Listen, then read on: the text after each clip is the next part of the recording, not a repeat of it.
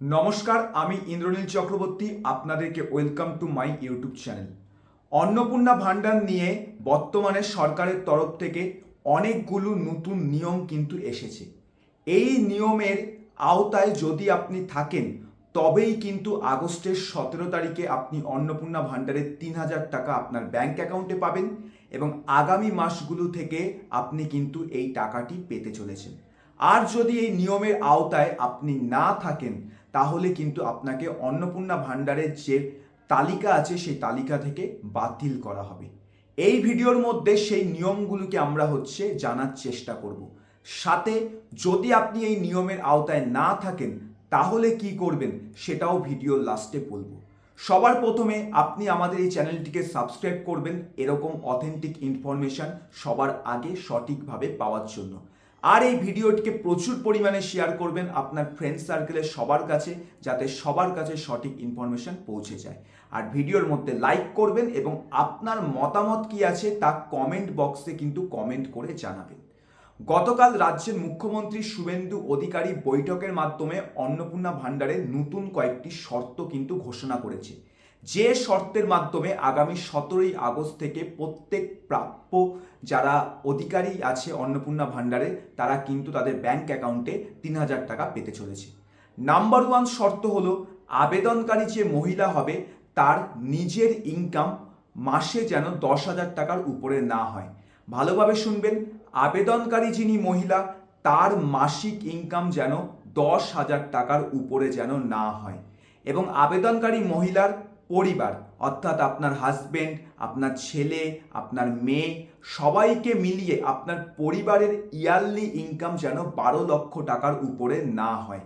কারণ 12 লক্ষ টাকার উপরে আপনার পরিবারের ইয়ারলি ইনকাম হলেই আপনি কিন্তু এখানে ট্যাক্স প্রদানকারীর মধ্যে আপনার পরিবার কিন্তু চলে আসবে। তাই আপনার পরিবারের ইনকাম যেন 12 লক্ষ টাকার মধ্যে থাকে ইয়ারলি, আর আবেদনকারী মহিলা যিনি আছে তার নিজের ইনকাম যেন 10,000 টাকার মধ্যে থাকে। যারা এই শর্তগুলো ফুলফিল করছে তারা 17 আগস্ট কিন্তু অন্নপূর্ণা ভাণ্ডারের টাকা পেতে চলেছে। এরপর 2 নম্বর যে শর্তটা দেওয়া হয়েছে সেটি হলো, আপনার বাড়িতে যেন 3টের বেশি পাকা ঘর না থাকে। যদি 3টের বেশি পাকা ঘর আপনার বাড়িতে থাকে তাহলে এক্ষেত্রে আপনি কিন্তু অন্নপূর্ণা ভাণ্ডারের টাকা পেতে নাও পারেন। তবে এক্ষেত্রে যারা গ্রাম বা পঞ্চায়েত এলাকা থেকে বিলং করে তাদের এক্ষেত্রে কিন্তু ছাড় দেওয়া হয়েছে।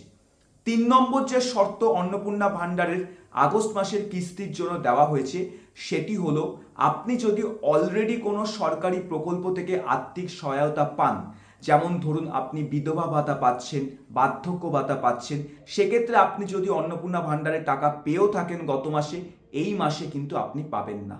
এই জিনিসটা কিন্তু ভালো করে মনে রাখবেন। অলরেডি কোনো সরকারি প্রকল্পের টাকা পেলে এক্ষেত্রে অন্নপূর্ণা ভাণ্ডারের টাকা পাওয়া যাবে না। তবে এখানে পিএম কিষাণ যে আছে এই যোজনাটা কিন্তু এর আওতায় আমাদের নেই। তাই পিএম কিষাণের টাকা আপনি যদি পেয়েও থাকেন একজন মহিলা কৃষক হিসেবে, তারপরও আপনি কিন্তু অন্নপূর্ণা ভাণ্ডারের টাকা পেতে পারেন। 4 নম্বর যে শর্তটা দেওয়া হয়েছে সেটি হলো, আপনার বয়স 25 থেকে 60 হতে হবে এবং 25 থেকে 60-এর মধ্যে থাকলে তবেই আপনি অন্নপূর্ণা ভাণ্ডারের টাকা পাবেন। এবং আপনি যদি 25 থেকে 60-এর একজন বিধবা মহিলা হয়ে থাকেন এক্ষেত্রে আপনি কিন্তু অন্নপূর্ণা ভাণ্ডারের টাকা নাও পেতে পারেন, এটাই কিন্তু জানানো হয়েছে। এগুলো হলো কিছু ইম্পর্টেন্ট শর্ত যে কারা অন্নপূর্ণা ভাণ্ডারের টাকা পাবে, কারা অন্নপূর্ণা ভাণ্ডারের টাকা পাবে না।